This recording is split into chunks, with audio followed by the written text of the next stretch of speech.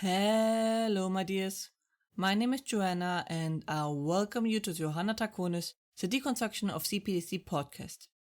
In this episode, we will talk about a topic I keep running into, especially with men. Why can't I change my emotions with logic?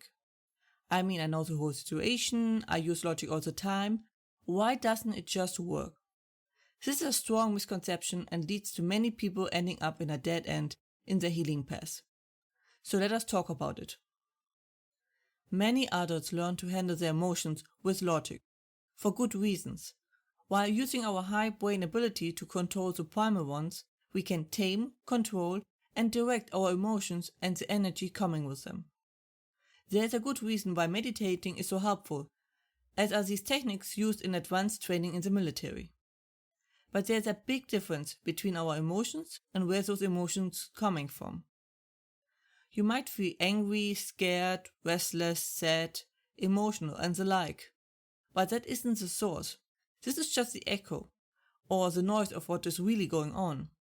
That is also why we can't make it stop, only maybe pause for a bit. We can try to push the emotions away or try to redirect them. But if we don't get to the source of the emotions, we are fighting a lost cause. So the main problem is really finding that source. It is like finding a hole in a water pipe. There's water floating everywhere, the whole scenario is pure chaos, the water keeps pushing you away, and the hole is barely visible.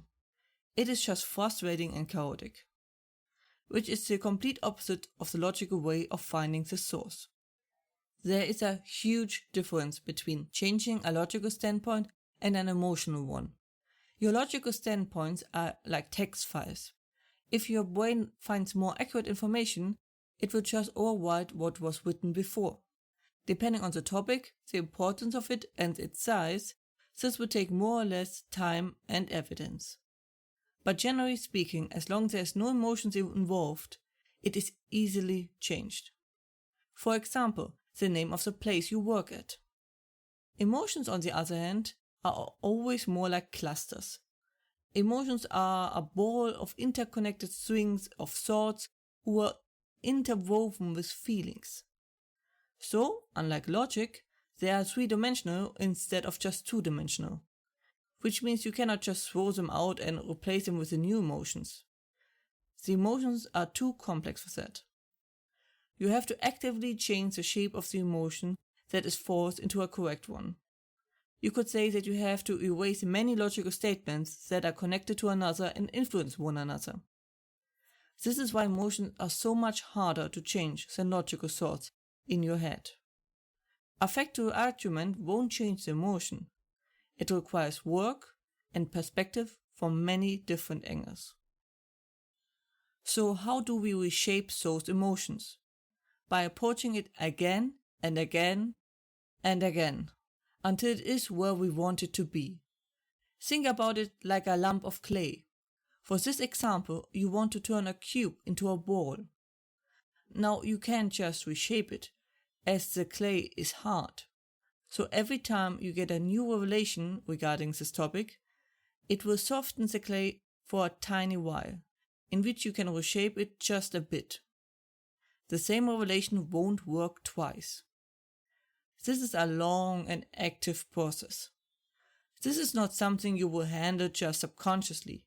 You will need to keep actively picking up aspect after aspect of this topic, until it changes into the correct form.